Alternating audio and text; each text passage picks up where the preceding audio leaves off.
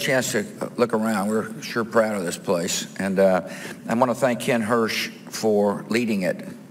The real key to make sure that this center, a challenge here is to make sure it exists beyond our time on Earth, and which hopefully is later rather than sooner. But at age 70, I'm beginning to see I realize I'm on the back nine, let's put it that way. And so Ken's job is to make sure we're relevant, and the programs have got, lasting impact to make our country a better place. I also want to thank Holly Kuzmich, who is the Chief Operating Officer, in essence, that makes the programs work. I want to thank Matt Rooney, who you'll hear from in a minute, who's leading our economic growth agenda. With us is the former Speaker of the House of South Carolina and our ambassador to Canada, David Wilkins. David, good to see you. Give him a little, Everybody likes a nice round of applause.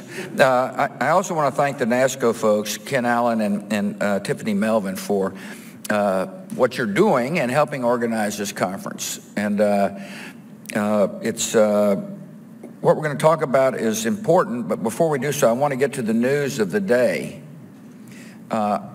Maybe some of you haven't seen the Dallas Morning News, but we announced yesterday that we have a new puppy in our family. So Laura and I went over to the SPCA to check out this really fine facility here in Dallas. And my advice, if you're not interested in getting a dog, don't go to the SPCA. And so Freddie has joined Bernie and Bob. Bernie's a cat, as is Bob. The adjustment hasn't been quite as smooth as we hoped. The cats are still somewhat irritated. Laura sends her best. She's doing great, by the way. She is a grandmother, which makes me a grandfather. And our life is great being grandparents. It's one of these things that's never overrated. Since I've seen some of you, and a lot of you I've never seen before, you just need to know I've become a sensitive artist. I paint. The reason I tell you that is I'm actually promoting a new book that I'm putting out. I painted the portraits of 97 warriors, all of whom were injured as a result of my command, all of whom are tremendous assets for the future of our country. Many of them are suffering from invisible wounds of war. And one of the things we're doing here, and I will continue to do for the rest of my life, is helping our vets transition from the military to civilian life. I tell you that only because I'd like you to buy my book. Now, having said all that, policy really matters to me a lot. I'm pretty much out of the political world. I'm interested in politics, but I don't think it's helpful for the country to have a former president criticize successors. It's a hard job to begin with, and I really don't think it helps to make it any harder. On the other hand, as Ken mentioned, the center is a place to work out passions and defend certain principles. And one of the passions is, how do we make sure that our country is economically competitive in the world, and that the people who live in America are able to get a good job at a good wage? I mean, you run for president because you care about people, and making sure the environment is right for investment and the environment is right for the growth of small businesses is an integral part of what it means to be president. And here at the Bush Center, we put out a book called The 4% Solution. In other words, what policies would help this economy of ours grow at 4%? It starts with an optimistic view about the American economy, that we can grow at 4%. It's happened in the past, and it can happen in the future with the right kind of policies, which we believe starts with free markets and free enterprise. When the economy is stagnant, when wage growth is not prevalent in a lot of parts of any country, people become very frustrated. They become angry. They become frustrated in their lives. And that gets reflected in the political process. And I think that's part of what was taking place during this recent election. People were sick and tired of the status quo. And they are, insisting that leadership analyze what's right and what's wrong and do something about it. High taxes can stifle growth. Overregulation can stifle growth.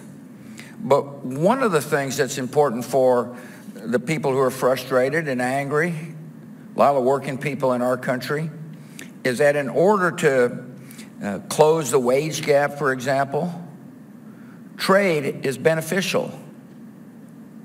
It's beneficial to those who work on a regular basis. Here's one way to look at it. America is 5% of the world's population. In other words, there's 95% of consumers outside our borders who, if given a chance, might buy American goods and services. In other words, we live in a global world, and if I were a worker, I'd want to make sure that something I made had a chance to be bought, somewhere else. Of course, in America, but if there was a demand for the good or service, I would hope that the playing field would be level enough so that I can compete. I mean, one way for the worker to think about it is our leaders must have confidence. We can compete with anybody, anywhere. Our workers can, so long as it's fair. And so the job of a president is to recognize that trade encourages growth, and fair trade is important for the workers of our respective countries. Trade shows a confidence in our workers and in our business people, because trade really means we're willing to compete. And so the fundamental question is competition good for the American people, or the people in Mexico, or the people in Canada? Well, here are some things that I hope people consider. Workers in trade-intensive industries earn 18% more in wages than others in similar jobs. In other words, jobs where companies sell to consumers outside the United States, people get paid more. Secondly, small businesses benefit with trade. Now look, here's the key thing about America. Most new small jobs are created by small businesses. If you're interested in job growth in the private sector, and job growth in the private sector is necessary to achieve wage increases. You can't have wages going up if the economy is stagnant. And so therefore, if you want to deal with a stagnant economy, it's important to understand the importance of small businesses. Small businesses get overwhelmed by regulations. Small businesses can pay too many taxes and therefore less capital to invest. But many small businesses trade. They export and depend upon trade deals in order for them to be able to sell their goods and services. And finally, it's important for people in our country to understand that competition for their dollar means that prices will be more reasonable. In other words, if you've got suppliers competing for your attention, one way to get that attention is through quality. Another way is through price.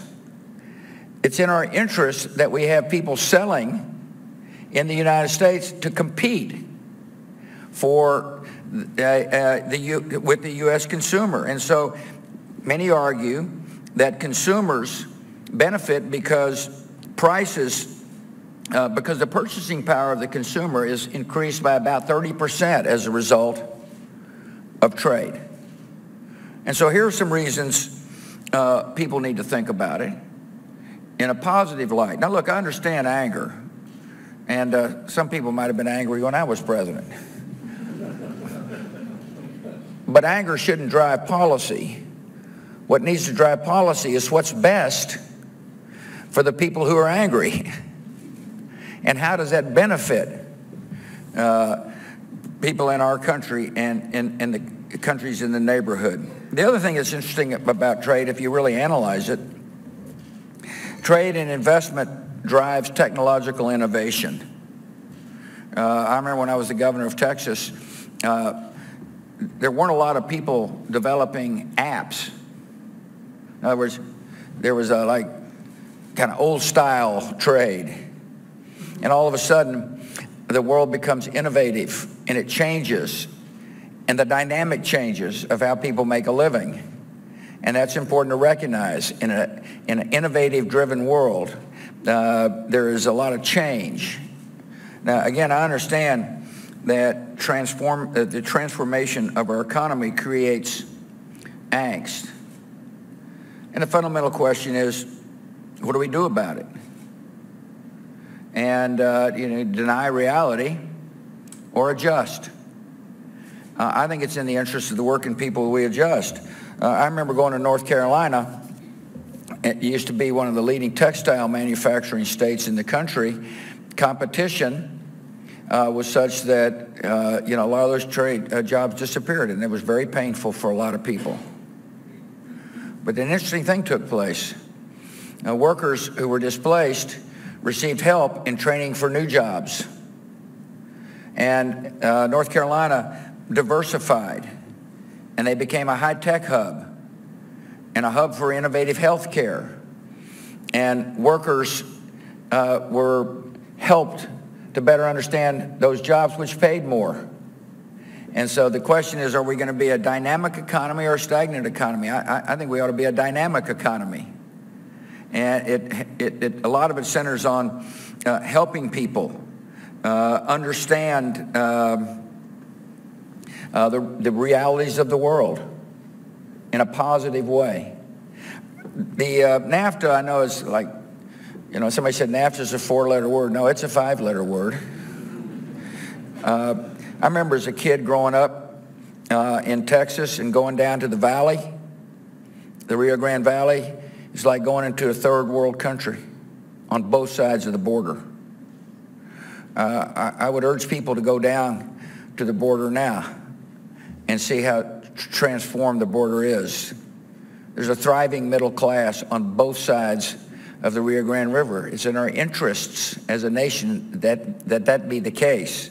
There have been 30 million new jobs since NAFTA has been created. And, we're at an interesting moment about, do we build on the strengths or not? And our group here believes we ought to build on the strengths. A strength for our respective countries is the willingness to work together.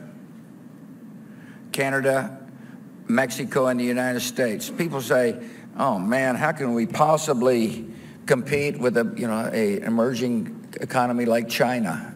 We're doomed. I don't know if you hear that in Mexico and Canada, but occasionally you hear it in the United States. We can't possibly survive and compete against this giant, resource rich country with a lot of people. And the answer is, of course we can. Of course we can. And we can do it better when we work together. So one of the things we do at the Bush Center is we analyze how we analyze our market as if, in compared to Canada, and we do well. Now, there's areas that we need to improve, and that's what Matt Rooney is going to talk about today. How can we better work together? How can we partner together? One of the things that's important to understand is that the United States workers, the Mexican workers, the Canadian workers work together to make products to sell to the world. It's a win-win-win. Like, we're not pirating from each other. We're working together to be more competitive in an ever-changing world. And that's what we're going to do here at the Bush Center, is how do we make sure that we benefit the workers in our respective countries by collaborating, by being partners. Here's some examples for you, too, about what I'm talking about. So Learjet's a big American brand. They had economic problems. A Canadian company, Bombardier, came in, saw potential, and partnered up, and Learjet is doing well. Canadian capital saved U.S. jobs in this example. We've got some folks here from Scarborough International, Roger and Jeannie. Look, these are classic small business owners. They had an idea, willing to risk capital. They've discovered that being a small business owner is not easy.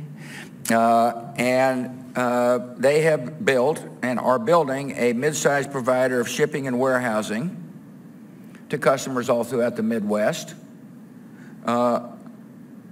many of which are asking them to expedite trade with Mexico. In other words, small businesses manufacturing products that Mexicans will buy, and this small business's job is how to make it easier. In other words, how to help these jobs that these manufacturers are providing in America be sustainable. What's required to make your job better? And that's their job. And therefore, they're now in a position to employ people. And it's really important for the American citizen to understand that it's the small business person who oftentimes benefits from trade. The entrepreneur who, when he or she can find new markets and has got a good idea, is able to benefit. And so our question here at the Bush Center is, what do we need to do? What do we need to do to kind of facilitate this alliance to benefit our respective peoples? And so you're going to hear from Matt Rooney, by the way, who's done a really good job of assembling a very strong group of people, all interested in thinking strategically about the future. And we're coming up with some constructive ideas. This is just the beginning, by the way, of doing our part to enhance the economic vitality of our neighborhood. When Mexico is strong economically, America benefits. When Canada is strong economically, American benefits. And as America benefits, those who work hard for a living benefit as well. And so I want to thank you very much for your input. I want to thank you for your interest. And we look forward to continuing to work with you. Thank you.